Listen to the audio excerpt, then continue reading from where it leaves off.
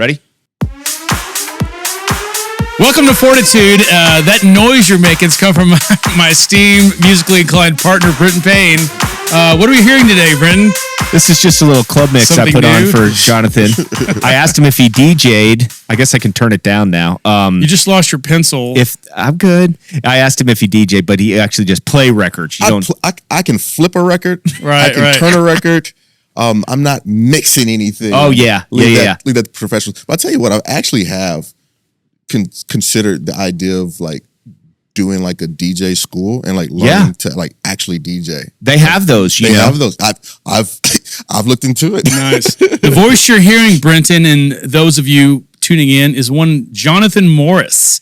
We found out he's not 37 years old like we were led to believe. He's 38. As of last week. Still a youngster, but man, what a story this guy's got, Brenton. Thanks for being here. Yeah, Captex Bank, thank you guys for making this all happen.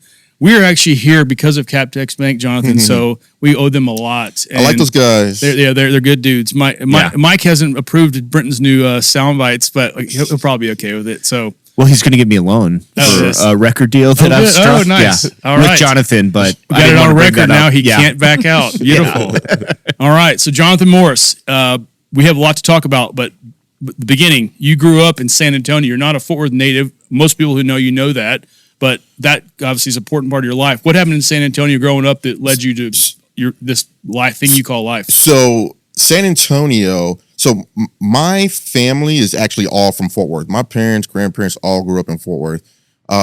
My parents moved our family to San Antonio the year I was born, actually, and so.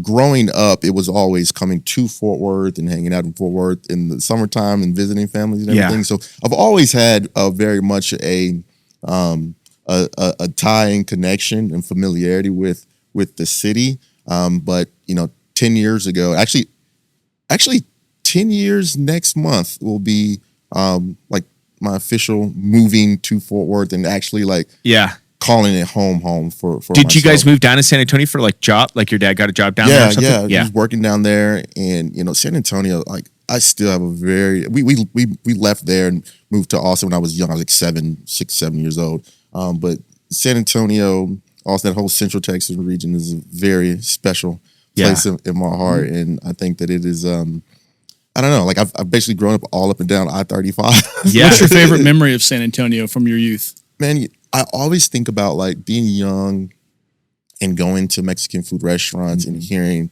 mariachis. Like that's one of the things that's like, I don't know, just like early childhood memories, just really, really sunk in. What's your favorite item on a Mexican food menu? Cheese enchiladas. Always. With onions or without? With onions. Yes.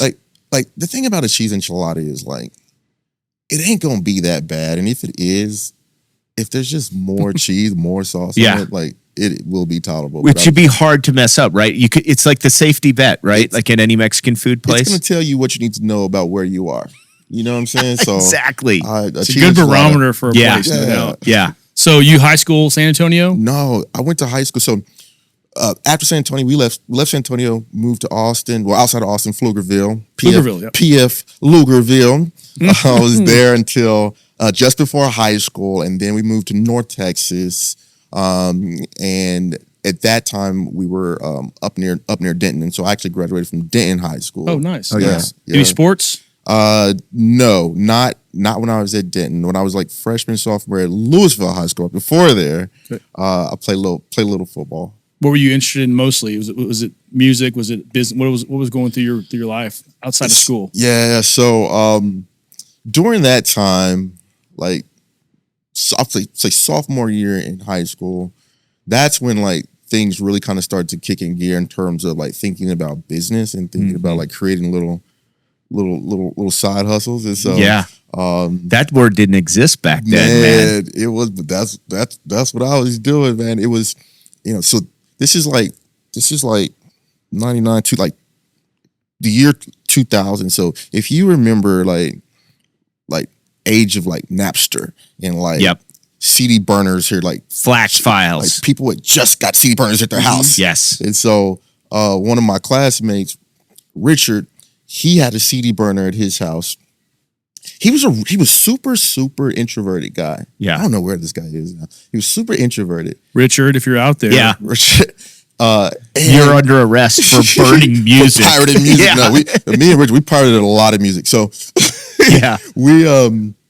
he would burn the CDs. I would bring him to school. I had this list of like all the records that we had, and then I would go to each class, like all my classes, like, hey, Make your own. I got this job rule for you tomorrow, $5. You know what I mean? So he would make the CDs. I would go to school, deliver them, get $5. So Would you give them 15 anything extra? Like you got the jaw rule on there, and it's like I put in a little bit of this just to see if you liked it too. I don't think I was doing a lot of discounts. I wasn't doing Yeah. no special deals. It was like, do you want Nelly Country Grammar or not? Yes, man. Yeah. No, man, but it was that was I think that it was one of those kind of early times of like kind of just recognizing like, okay, there's a market for something. And then in that same year, I rolled out this line of these rhinestone bedazzled bandanas. And so this is back when like,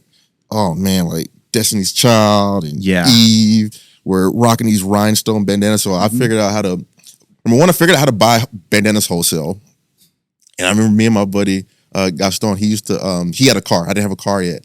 And he and I would ride out in his Regal down to Harry Hines, and there was this all these like wholesale shops. Yeah. And I would I learned how to create like a little account and buy these bandanas. And then I would go to Michael's and buy these rhinestones. Yeah. And I had a glue gun, and I would sit in my bedroom, bedazzle these bandanas, put them in a box real nice, take them back to my classmates, and sell these bandanas. And that was me just kind of like recognizing like, okay, there's a market in here. The entrepreneurial gene is how much margin? up. Like I think about that. I knew Michael's was going to come up in there somewhere. All right, so Michael's is where I went wrong. So I should have been trying. I don't know why I didn't find the rhinestones at wholesale. Yeah, because the little packages, those were taxing me, man. Like, okay, that's where I was really losing margin. But when you would come back with that cash from the sale, how much were you able to put aside, and then how much would have to go to buying the product again? I was probably like half, like 50%. No kidding. Yeah. Oh, that's good. You were making some money though at the time. So. Yeah. Okay. Yeah. Well, then then it gets really the interesting part of your life kicks up a notch. You head out to Atlanta to Morehouse College. Yeah. Cool place. Tell us about Morehouse College. Morehouse College, I think, is one of the most important kind of phases of my life. Which, by the way, I didn't finish school at Morehouse. I am a bona fide college dropout. We call that entrepreneur sometimes. During that time, though, man, like one of the things that I loved about the HBCU experience at Morehouse is that, you look at, so Morehouse College is historically black college in Atlanta, right in the city in the West End of Atlanta. And next door to Morehouse College, which Morehouse also is all men's school. Next door is Spelman College, all women's HBCU. And then right on the other side of those campuses is Clark Atlanta University, which is co-ed. But it is this mecca for leadership. And I think where a lot of people's, ideas begin. And particularly being on the campus at Morehouse College, one of the things that I think was unique about that experience, I tell people, we were all, 18 to 22-year-old black men on this campus of, I think, we might have been like 3,200 enrollment, something like that, which is a very distinct, demographic. But during that time in my life, that was the absolute most diversity that I had been surrounded by, right? Mm-hmm. Because all of a sudden, coming from the suburbs in North Texas, that was the first time that I was meeting people from California and from New York, and kids that grew up super affluent, and kids that grew up in the hood, and kids that were skater kids and nerds and surfer, like every spectrum of the Black experience was in that 2-mile radius of our small, can only less than that, of our small campus. But it's such an important time for me to, number one, just like understand like what is it like for people that don't come from where I come, but at the same time we have this shared experience. And so it was it's a magical place. It's the alma mater of Martin Luther King Jr., Spike Lee, Samuel L. Jackson. Yeah. A lot of people have gone on to do really incredible things and change the world. And so you credit a lot of your successes these days because of those. Sorry to interrupt you, but that because of things that happened to you there and things you learned, like you just mentioned.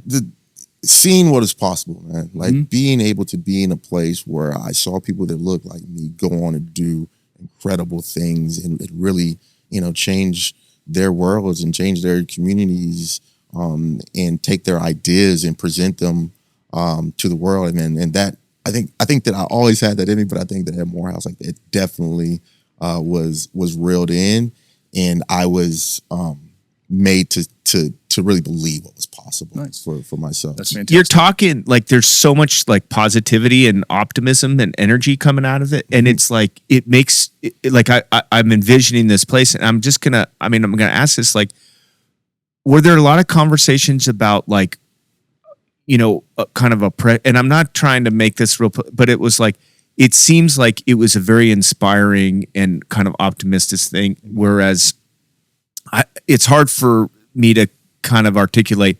Is that still happening there? Like it seemed like a beautiful time. It is this mecca for instilling excellence in young men that is has been happening for decades now.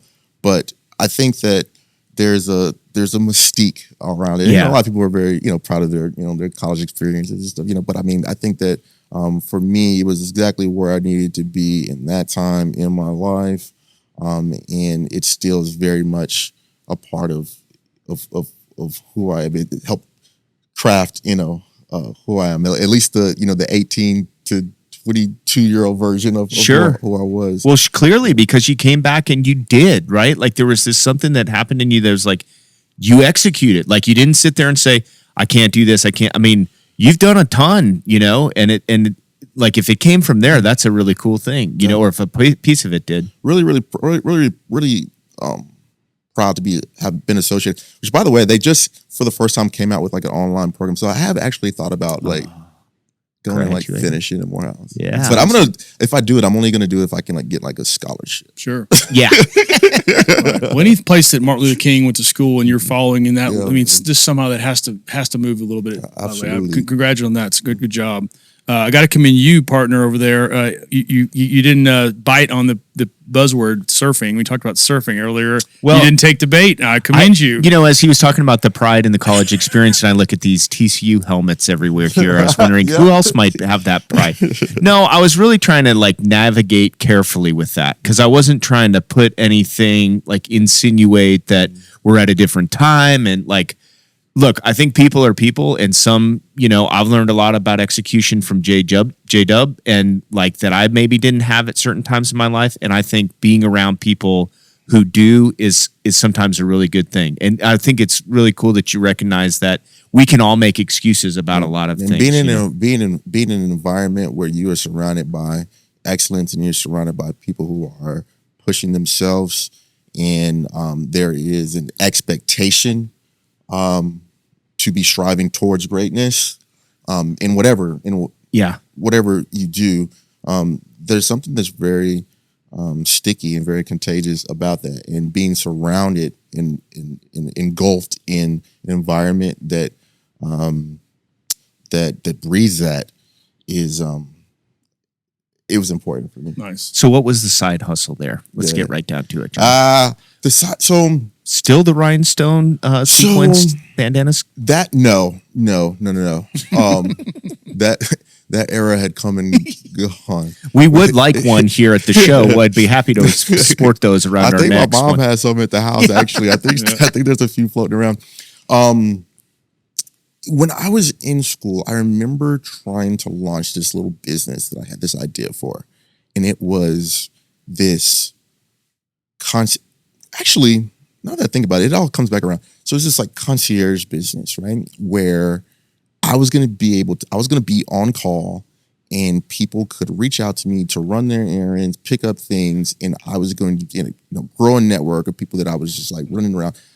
I didn't really have the model really honed in, and it didn't really take off in the way that I wanted to. However, I came home one summer. I think it was the summer after my freshman year, and I sent out emails to people all across DFW saying, "Hey, here's what I can help you with." And essentially, what I didn't realize what I was doing, I was creating myself a job to be a personal assistant. Yeah. Right. Yeah. And this young lady in Dallas, Dominique, she reached out to me and said, "Hey," I remember her email was something, "I don't even know what all this is about, but I need some help in my marketing company." And I ended up taking this gig with her, helping her out while I was home for the summer. And I started learning about, what the world of marketing was from this also young. She might have been like mid-20s maybe then, but like she was like a hustler, like doing her thing. Yeah. And so I was there helping her build that business, essentially being a personal assistant, washing cars, making phone calls. This is all like right on the cusp of like social media and stuff. And so like everything kind of leads to another thing. Did these words ever come out with that concierge business? If I buy you beer and deliver it to your dorm room, I'm going to have to ID you, or no, I did not. I didn't. I'm kidding, man. I'm not road. So you moved back to Dallas. You moved to Dallas from Atlanta in 2008, and you're involved. You told us digital marketing, but that's where you spent a few years. Yeah, and you're getting all your stuff together, no doubt. Then let's move on forward. So 2012, you decided to take the big leap, come over to Funky Town. Yep. Funky Town, Fort Worth. You come here, and then it really kicks off. So you started we'd love to know how this happened, but Fort Worth Barber Shop came to be when you moved back here. There's a story there, but it's actually, you told us before the show, today is the 8th year anniversary of Fort Worth Barber Shop. 8 years ago today. Fantastic. Opened up the doors for the first time. Yeah, man. Like, that was one of the, I think one of the best decisions that I ever made as an entrepreneur is just kind of understanding. So in 2012, I moved to Fort Worth. My wife and I, we got married in the fall of 2012. And in 2014, I was still, commuting back and forth to Dallas, working at the agency. But I was going to a barbershop in Dallas. So the barbershop that I was going to was in Dallas. It was actually in the building downtown that I worked in. And I would just like pop in like during my lunch break. Like, hey, can I get a cut? Like, yeah, come on in. And it was cool little spot. But what was happening during that time is like, my life was happening in Fort Worth. My friends and family was really mostly happening in Fort Worth. We hear that a lot. Yeah. And then, Dallas was just kind of like where I was going to go to work. Yeah. And I started to kind of think like, there has to be like some cool barbershops like in Fort Worth. And so I started looking online. So at the same time, like I'm working in digital marketing. I'm helping, my day-to-day job is helping brands, be discoverable and how they tell a message across social media, And so I'm thinking to myself, like, there has to be a barbershop in Fort Worth. I'm looking for barbershops online, and I'm not seeing anything that is of interest to me. Anywhere that like I'm trying to go, or I can't wait to go to. I'm starting to ask, my friends and people in Fort Worth, where do you go to the barbershop at? Yeah. And what do you like about it? And at that time, everybody that I asked that question to was apathetic Yeah. about how they felt about their barbershop experience. Meanwhile, Because they were going to pro cuts. they were going to pro cuts. Nothing against pro cuts. If you love pro cuts, Yeah. mazel tov, right? But you can tell, man. I'm sorry. I got no hair, John. I could tell. Like, Wait, what? Is that a pro cut, J-Dub? That's a pro cut. But, at that time, I was also looking across, I'm online and I'm like, Yeah. all right, there was very distinctly this resurgence of barbershop culture that was like coming back. And you saw these young guys who were like really leaning into, the traditional version of the barbering craft. Yeah. And I was just like, man, this is fascinating. I would see these shops that were popping up all over the United States. A lot of in Europe, it was happening too. You just saw that this was like coming. Yeah. Meanwhile, Fort Worth, I was saying Fort Worth is always slow to do what the rest of the world is doing. Right? We call it aged with, Yeah. a little more essence. That time it was like, okay, I want to say at the time Fort Worth was sitting at like 18, 19th in population. I'm just like, yo, I cannot be the only person that's like looking for a dope barbershop to like go to. And so I just kind of put it in my head, you know what? I want to create the version of the place that I want to go to. Yeah. And hop on the wave of what I felt like was just very clearly coming, and particularly coming to a city that was very with had a very high growth rate in terms of population. People moving to town every single month. And so made the decision to open up a barbershop. Was the location where it is now? Oh, the Montgomery first and Lavelle. It's the best location, by the way. Yeah. You nailed it, by the way, because everybody drives by it. It's the pinnacle of traffic right there off the highway, but it's a cool spot. Man, I found this old building. It was an old garage. Yeah. And I think back in the day, it was built in 1949. I think it had been like a dispatch center, like ambulance or fire or something. And I remember walking in for the first time and being like, man, I could see these garage doors up. Like I could see. Did it have a smell? Like you could cut. Well, like, at that time before we opened up, it smelled like an old dingy garage. Yeah, but there's sometimes something's good about that, you know. But yeah, no, man, it was definitely. It felt like this place has another life within it, and so that's what we reimagined it as a barbershop. Yeah. So when you did that though, were you like? You're in marketing, like, do you know how to go get a lease and do all these things, or is that like learning on the fly kind of thing? It was an education, you know, and it was leaning into the relationships and people that I knew here in Fort Worth who had done it before, and asking questions and, putting together a performer, like all these steps that for me, I just enjoy because it's like, it's more fun than school. Yeah. To me. Yeah. And that was an education. But was there fear of like the thing failing? Like, was there anything in the back of the mind saying like, man, this is my vision on the way this is, but maybe everybody doesn't see it? Or I'm saying that, I'm asking that kind of in a weird way, because it appears guys like you don't have a lot of fear to me. And that's what I live and die by. No, it felt like a really safe bet. Yeah. When I just thought about it from the standpoint of like, okay, I cannot be the only person searching for a barbershop. And so going back to like that digital marketing background, I was like, well, what are people searching for when they're looking for a barbershop? And at the time, optimizing for location on Google was, part of what I was doing day to day and helping these businesses do. And so it's like, nobody's called their barbershop Fort Worth Barbershop in the history of Fort Worth. Yeah. We're going to call this one Fort Worth Barbershop. Yeah. For people who are looking for a barbershop in Fort Worth. Very clever. Very clever. I hope that the Google will catch on to that. And, if nothing else, we're going to make ourselves just, really discoverable. And that was one of my goals from the front end was, I think that we can, attract an audience, but if there's one thing that we're going to do is we're going to make ourselves discoverable. Not that we're going to be for everybody, but I want people to be able to see it. So when you think about the location, like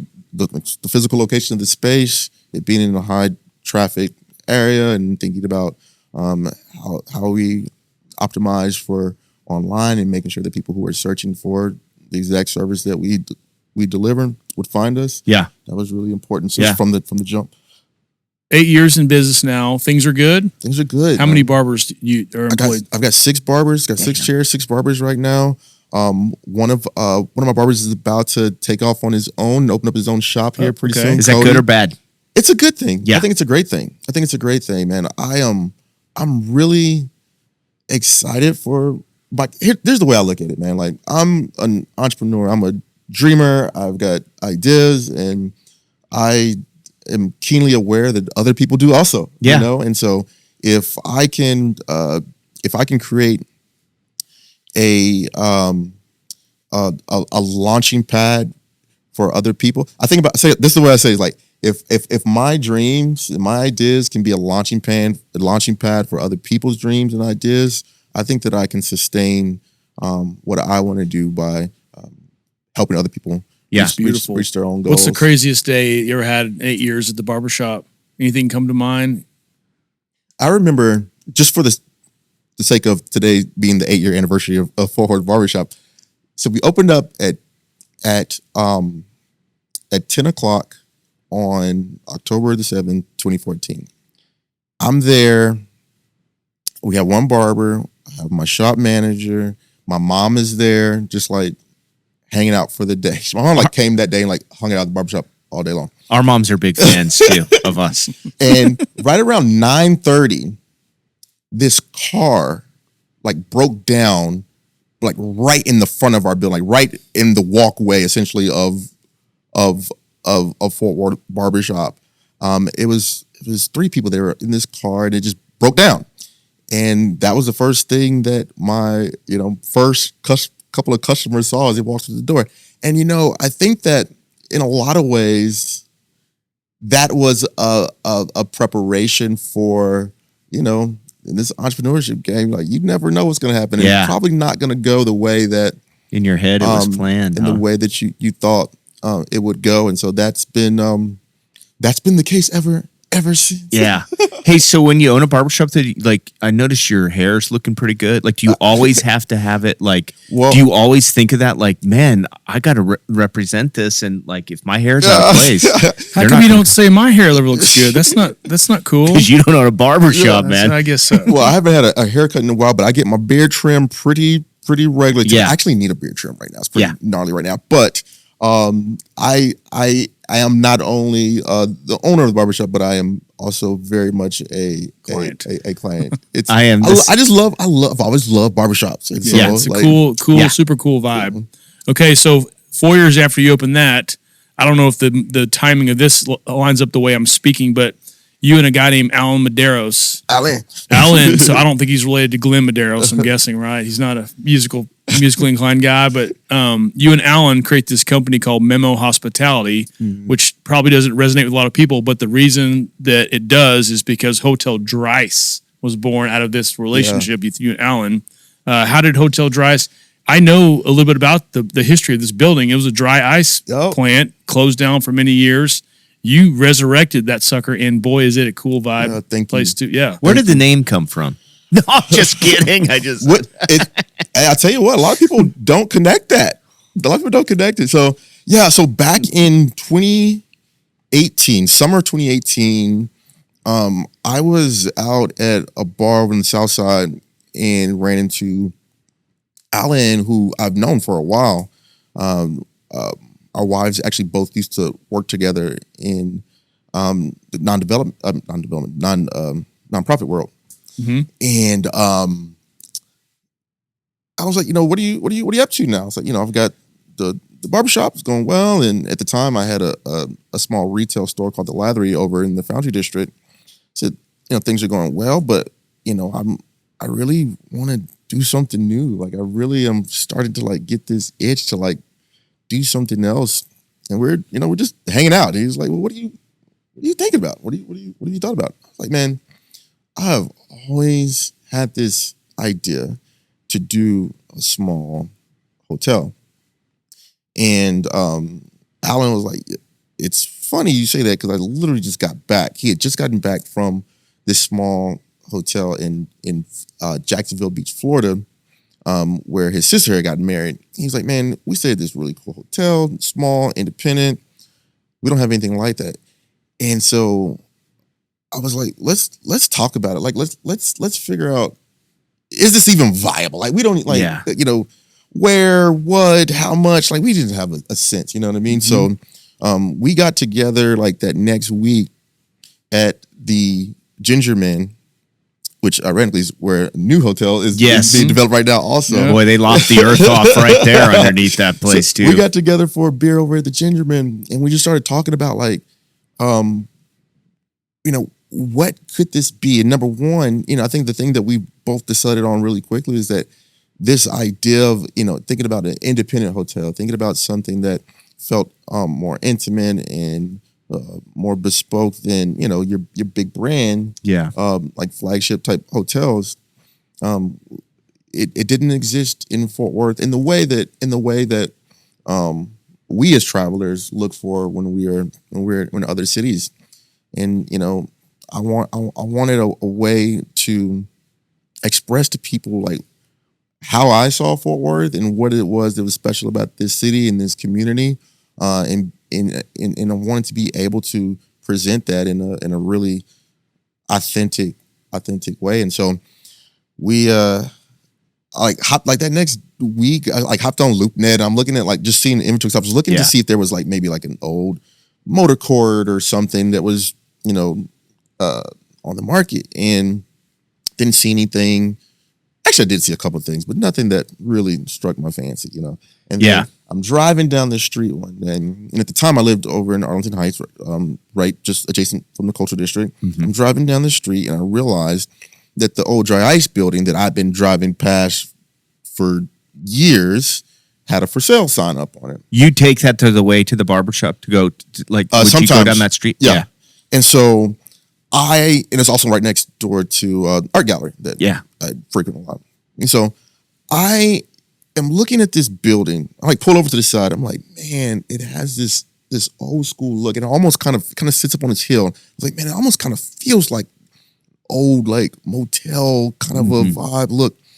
And so I called the broker, and I was like, can I take a look at this Dry Ice warehouse? And so I go look at it, and I called up Alan like the next week or the same day, and was like, let's come look at this. And so we get together, we look at it, and we're just kind of both seeing like the vision, and not to mention, not only is this piece of property on the market, but Dickey's Arena at the time was getting really close to construction completion. And so, I'm just thinking to myself, I'm like, there, in terms of accommodations, there is nothing in to walk there, mile radius of that building that 14,000 people at a time are going to be coming to. And they got to pay their bills. They got to fill up those seats. Yep. Where are people going to stay when they're coming to town? And so that felt really, really good in terms of location. Yeah. And so Alan and I, we formed an entity, and we formed an entity, figured out how much we were going to need to buy the building, and we bought the property, and then from there went through a whole rezoning. City gave you a hard time, I've read before. Yeah, he was the first to market. That's not the way the pecking order goes, my friend. Right. Yeah, it was it was a challenge, but also an education. I'd never like gone down to City Hall and like spoken, know. And that was a part of the process, and I'm really glad that it was, because during that time, that really allowed me to see just like how much, like how powerful like community can be when they come together and people come together and say, hey, like we want to see things like this. And I think that, you know, in that instance, you know, I might have been, you know, waving the flag, but I think that it just kind of represented what a lot of people feel is that like they want to see entrepreneurship, they want to see small business, they want to see ideas that are maybe different than, you know, the status quo be pushed forward. And just seeing the amount of support that we had come out of that it was encouraging for me as a first time developer, which I didn't even realize I was a developer until the newspapers told me that I was the developer coming into town. I was like, oh, okay. All right. Yeah. Jonathan, you are definitely a developer, sir. Well, I think it's an awesome story, though, because if you think about just all of where that location is, you being the guy, like there's just so much of it that like kind of come first to market, you know? I mean, you're like man, I stayed at the W one time when I was going to a concert at the AC. Yeah. And it's an awesome experience because you're like, I can just walk there. It's just I will stay for the encore. I don't have to get out of here because of the traffic, you know? So it's a good question. Thing. Like, so you have 21 rooms. Yep. One of the things, there are a couple things that are appealing to the general public, but you arrive and you give them, I think, a Lone Star beer is that one of the welcoming gifts, which I thought was super cool. Yeah, welcome to Texas, baby.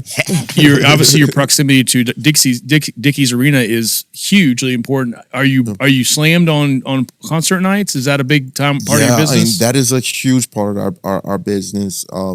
When there is a show happening across the street and they're sold out, it's a good chance that we will be too. And so we're monitoring that calendar religiously. Nice. And as you know, shows are announced, that's driving a good portion of our business. What's your cheapest room, Jonathan? We have our practicals, which start at $119 and a night. AAA rate? You got a AAA rate there? we did not. But it's you know, we wanted something that was affordable. Yeah. We wanted something that was cool. We wanted something that said something maybe a little bit different than a lot of, you know, what you see in Fort Worth typically. But at the same time, we wanted to make sure that it was very authentic to who we are as a city.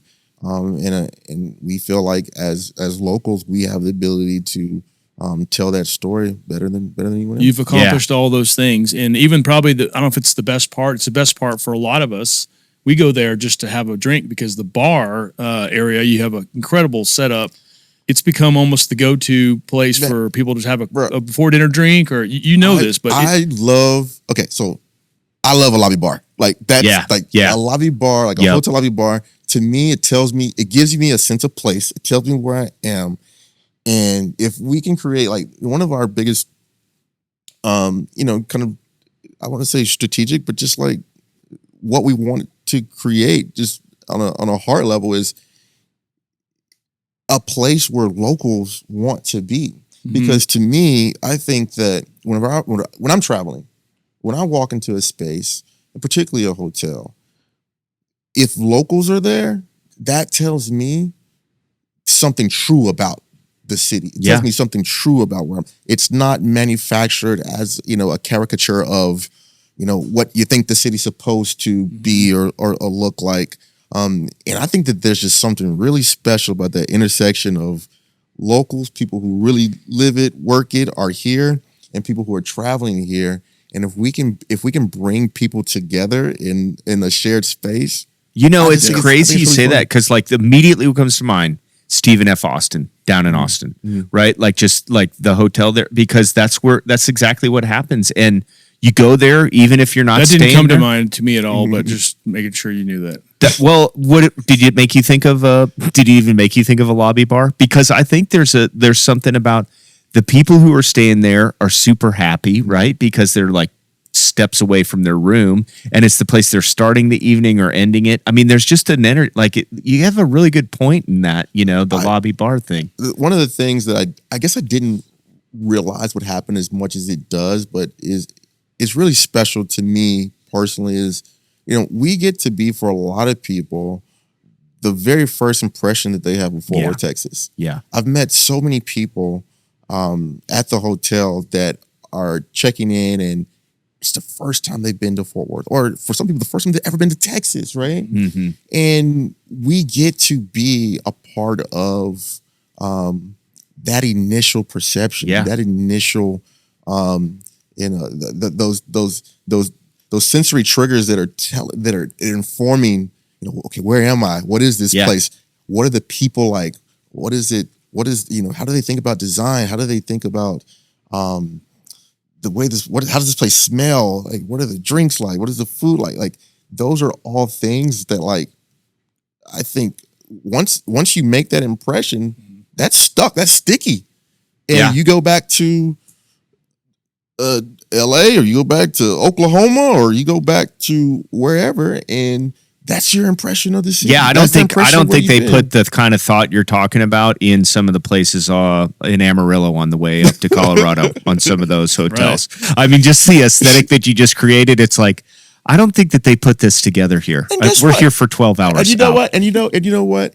And that is so fine for so many people. For sure. But I just think that there's a lot of people who travel in the way that I do, and like they want to feel connected to where they are. Have you met some cool people, some people you would never met prior that have come to the hotel? Who are some of these people, if you mind me asking? Man, like, so many people. Like, in the last year, I have met so many people from so many different places. A lot of artists, being in our proximity to the museum district, being over in the culture district, a lot of time people who are either in town to go to the museums. We've had several artists who are in exhibits at the museums, and so people that have these very these vast world experiences, super creative, super talented people of literally all walks of life. Not to mention the rodeo, like last January was our first rodeo in business, and so you see these cowboys, people come from their ranches in the middle of wherever, and they're dressed to the nines, and they're going to the show, and they're hanging out in the lobby bar, and they're meeting Fort Worthians, and that to me it's really special. And so if we can create an atmosphere that facilitates those serendipitous interactions and even relationships that are formed, I just think that's really really fun to me. It's how it's supposed to be. Any cross promotion, like a barbershop coupon on some of the tables, or we have? You know what I want to do though? I do want to do, like, I said I wanted to do this, but I haven't done it yet. I want to do like a pop up at a barbershop pop up, like at the hotel. Yeah, like get your hair, because I was thinking, Britton, you probably won't be invited. I'm sorry to say. It's okay. But some of those cowboys, like, you're looking really good, but you're looking a little overdue on the haircut. I have an idea for you. I got a guy. Yeah, room 49 is up the hallway. So Jonathan, you made, if we don't, we'll get to the end of this part of the interview, but you made the news not too long ago because of the hotel and the subsequent lobby. Somebody visited you and had maybe an interaction with you that wasn't pleasant. Can we speak about that a little bit? I don't mind.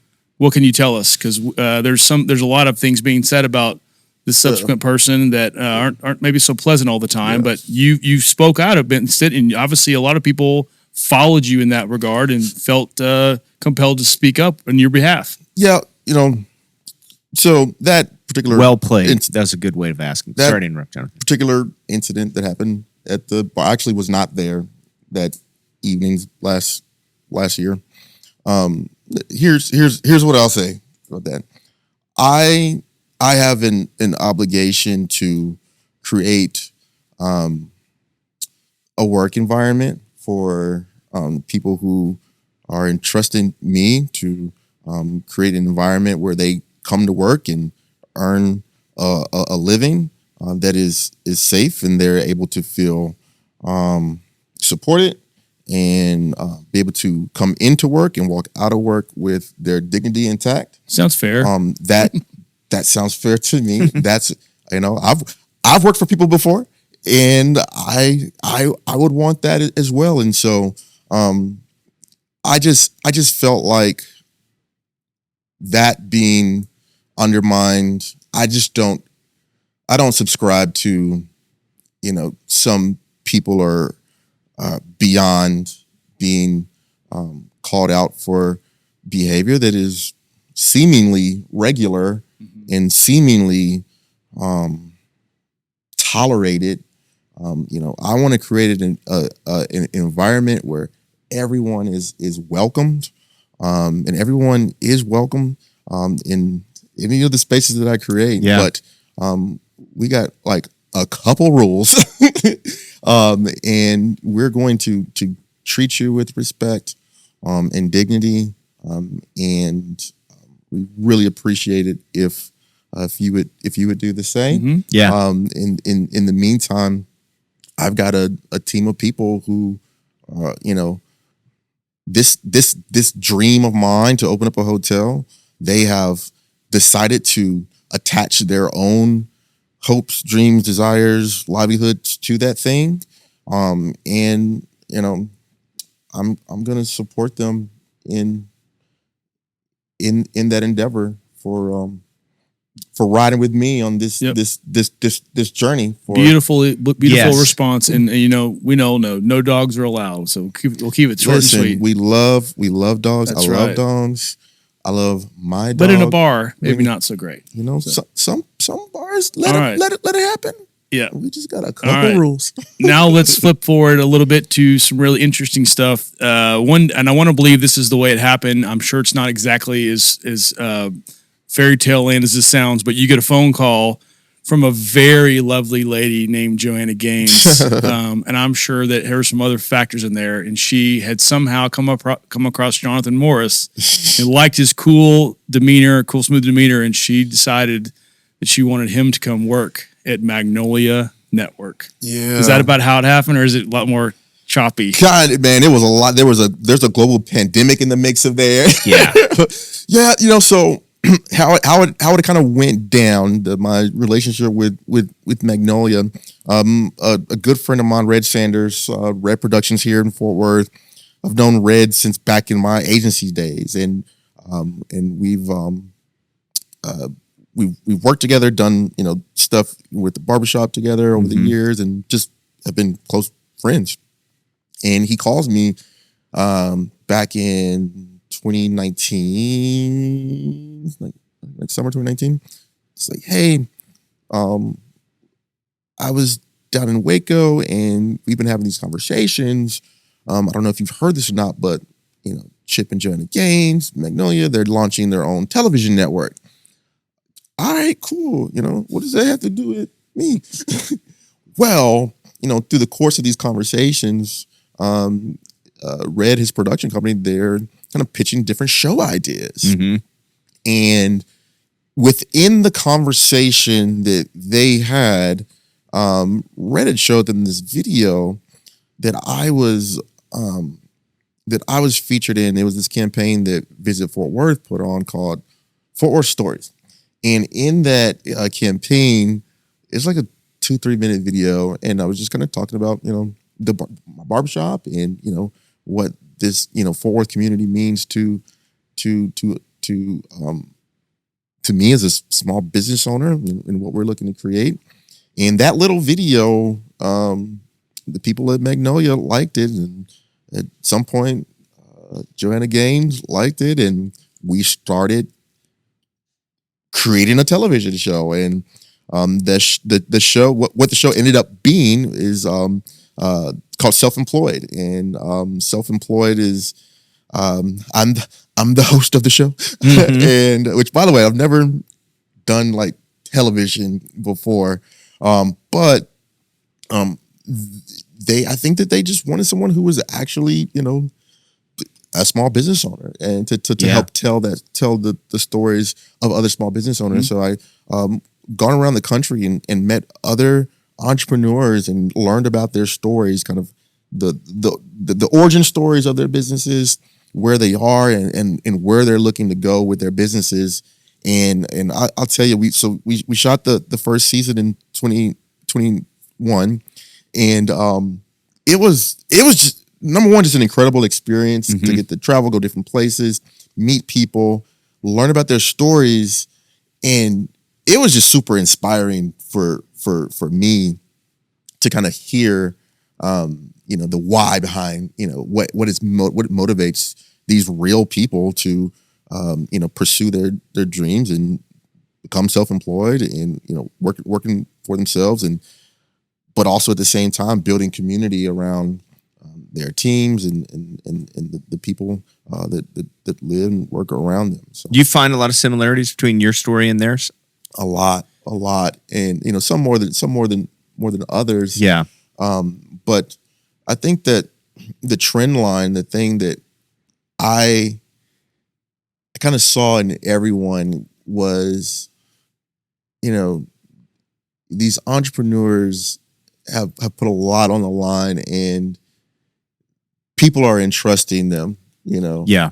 and whether it be their family, whether it be their, the teams that they've built within their businesses, their client, Yeah. it is really inspiring to see, just what the sacrifices that a lot of these men and women have put forward to pursue their dreams. And, I got to I told the production people, like, look, y'all, like, I'm not an actor. Like, I can't like get on television, but like, if you want me to just have these open, honest conversations with people, Yeah. you guys capture it on camera, and we'll see what happens. Yes. And they really allow for me to do just that. And so I feel really happy with the way that the show has turned out, and I've got a lot of great feedback from people. It's a really cool show, Jonathan. I used to tune in just to see Joanna Gaines. And obviously, I mean, she's awesome and does.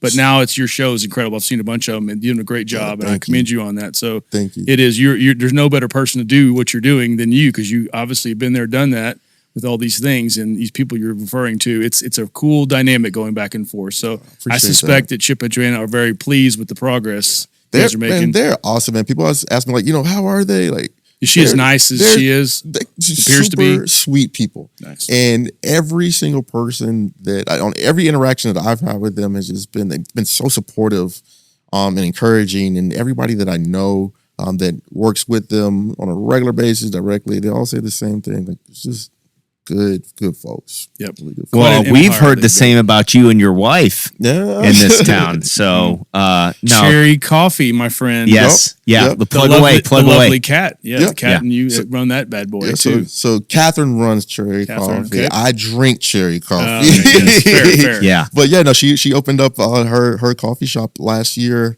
and it's going really well, and she's building community there on that corner over on Magnolia on the south side, and I'm really, really proud of what she's doing, and specifically the way that she is empowering this team of baristas to really have a lot of autonomy over their jobs and giving them the roles that I think are going to really serve these young people really, really well in their career. And so she's a great leader. Dogs allowed in the coffee shop? Unfortunately.